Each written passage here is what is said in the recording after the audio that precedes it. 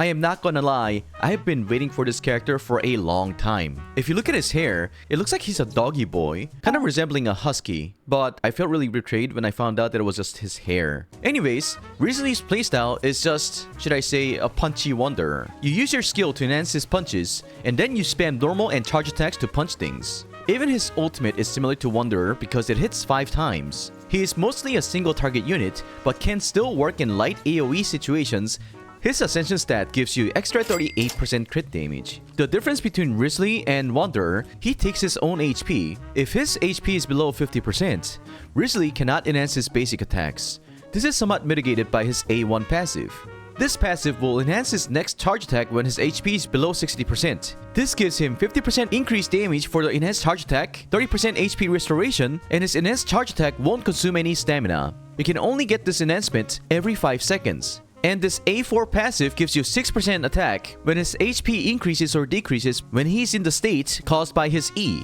It can stack up to 5 times, giving him a total of 30% attack boost. And because he's a Cryo Catalyst user, he can excel in many teams. However, his best teams are mainly Freeze and Melt. Here are Wriothesley's Freeze teams, which consist Wriothesley, Kazuha, Kokomi, and Tenha. And the second team would be Wriothesley, Yelan, Xingqiu, and Jean. Jean is here as a healer and a VV set user. For the Melt team, you would have a Wriothesley National, which consists Wriothesley, Bennett, Xiangling, and the 4th slot can have either Xingqiu, Yelan, Tenha, and Kazuha. And the second team you can probably use is gonna be Wriothesley, Nahida, Bennett, and for the 4th slot, you can use Xiangling or Thoma. You can also put Kazuha as a flex, but putting Nahida and Kazuha in one team is not a good idea for those people who doesn't have a lot of characters, so Xiangling Thoma still works okay.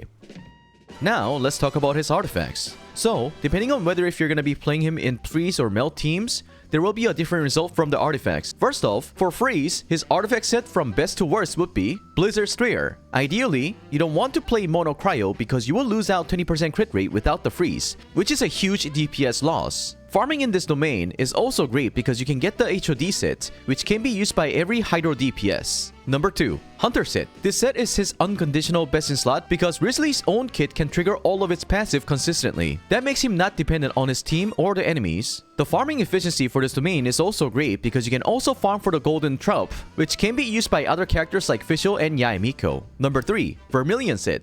This is also good for him since he can fully trigger its passive. However, this domain is not great for farming since the Echo set relies on your ping, which makes this domain a bait. So if you do have more than 100 ping, try to finish farming for Blizzard or Hunter set instead. Number 4. DPC set. This is also surprisingly good for him despite him not being able to use the 50% animal damage bonus because of the 4 set passive. The other set, Paradise Lost, is also great for Hyperbloom characters, so if you're interested in it, then this domain will also have good farming efficiency.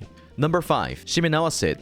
This set is a special case. It should have been the lowest because it sacrifices your energy to boost your normal and charge attack damage. This can be a huge loss for Wriothesley since his ultimate has big multipliers. That means, if you can't ult consistently with Wriothesley, you will miss out on a lot of damage. However, assuming you can burst consistently with the help of other Cryo Battery or Favonius weapons, then this set will be his 3rd best in slot after Blizzard and Hunter set. For farming, this domain is also great because Emblem set is very universal, and any DPS or sub-DPS that relies on their burst damage can use this set. Number 6. Echoes.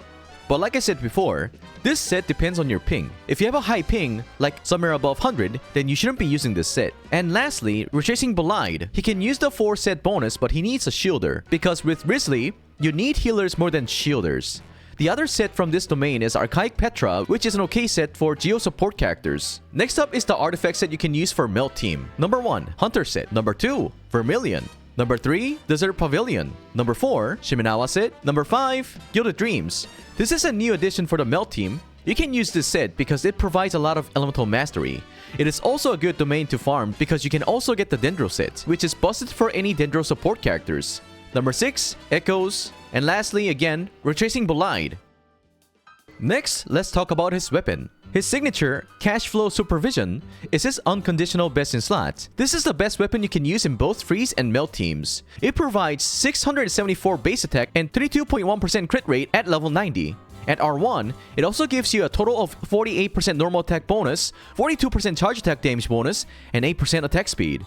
If you have Wanderer's signature but don't have Wanderer, you can also use this weapon for Wriothesley. This is his 2nd best in slot for both Freeze and Melt teams. Eternal Flow, Memory of Dust, Skyward Atlas, and Lost Prayer have really close damage output, which makes them interchangeable. Just use whichever to balance your stats out. For example, if you're struggling to get crit rates, then you can use Lost Prayer, and if you have good crit ratio but lack attack, then you can use the Skyward Atlas. Witch Sith is a bit tricky for the freeze team because the EM buff is basically useless. The damage output will quite heavily depend on which buff you get. With the averaged out stacks, at R5, it will still perform a little better than Kagura's Verity. That's because Wriothesley won't be able to utilize all of his passive, making it only good for the stat stick. For the F2P options, you can craft Flowing Purity and get the Ballad of the Boundless Blue from the current event up to R5. These two also have very similar damage output, so just pick the one with the higher refinement and you're good to go. Solar Pearl from the Battle Pass is also an okay option at higher refinement if you don't have billets. It deals a bit less damage than the F2P options, but it will make your Wriothesley easier to build because it gives you crit rate. Now, things will change for the Melt Comp weapons as EM weapons would become viable. Number 1, Cash Flow Supervision. Number 2, Wonder Signature Weapon. Number 3, all of the other 5-star weapons that was mentioned in Freeze Team are still good for him. What has changed is Witch Sith. Since this weapon gives you EM buff, it will become very valuable in Melt Comp. It is now on par or even better than some of the 5-stars, as you can see in the calculations. Nahida's signature, paired with Attack Sense, also shot up to one of the higher plays because it provides tremendous amount of EM, which will be very useful for Melt Team. It only deals less than 2% damage compared to R5 Witch Sith. And lastly, R5 Ballad will now outdamage both Kagura and Skyward. Not to mention, you can also use Mappa Mare, which is another craftable weapon. However, it won't be as good as the event weapon, but it will outdamage Flowing Purity. Let's go ahead and state Wriothesley's strengths and weaknesses. Wriothesley is a versatile cryo DPS in the game because of his ability to utilize the Hunter set. With this, he is not bound to Freeze Team like Ayaka. He can work in many teams besides Melt and Freeze Team like the Mono Cryo team. That means he can work with much cheaper teams which utilizes 4-star characters and standard banner 5-stars. He's also easier to play than Ganyu, but they deal around the same damage in terms of DPS. In trade for his versatility, Wriothesley loses out on damage potential. His multipliers are lower than Ayaka's. That means with the proper team built around her, Ayaka will outshine him in both single target and AoE situations. He can also not sustain himself well at C0.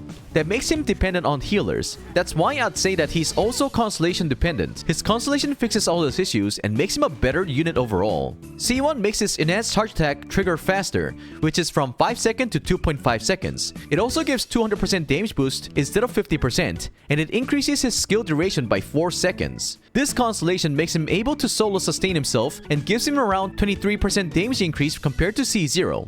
With C1, it makes him a fully functional unit. Since he no longer needs a healer, you can replace Kokomi with Yelan and Jin with Kazuha in his freeze teams. C2. When using his ultimate, each of the stacks that can increase his attack by 6% when he's in the skill duration will increase his ult damage by 40%. It can stack up to 5 times, which means that it will increase his ult damage by a total of 200%. That is a total of 45.1% damage boost over his C0 and 18% over his C1. C3 increases the level of your normal attack by 3, and this is another 15% damage boost. And C4. His enhanced basic attack will now heal him for 50% of his max HP. If the healing overflows, which it will get buffs depending on if Wriothesley is on the field or not. If he's on field, then his attack speed will increase by 20% for 4 seconds. And if he's off field, then all of your party members' attack speed will increase by 10% for 6 seconds. This attack speed buff does not stack. This Constellation will increase his damage output by another 10%. C5 gives him ultimate plus 3 levels. Since his C2 already has buffed his ult damage by a lot, this Constellation won't do that much. It will only be a 5% increase to his DPS output. So if by any chance you have C5, you might consider C6. His enhanced charge attack will get unconditional 10% crit rate and 80% crit damage. When unleashed, it will also create an additional icicle that deals 100% of his enhanced charge attack's base damage as cryo damage. Damage dealt this way is considered as charge attack damage. This will boost his damage up to 42%, which is a huge damage increase for Wriothesley. So that is everything about Wriothesley. To make a little comment about him, to fully unlock Wriothesley's potential, he desires ideal teammates like Shinha, Kazuha, and Yelan, who further extends his damage output. Without these support options, he's still a viable DPS option for the Spare Abyss and the Overworld. For those of you guys who didn't understand that statement, it means just run Hyperbloom instead if you want a stronger team. So that is it for Wriothesley. I think he has a very good design. I really like his character, so I'm going to be pulling for him. Are you going to be pulling for Wriothesley? What do you think about him? Let me know in the comment section, and I'll see you in the next one.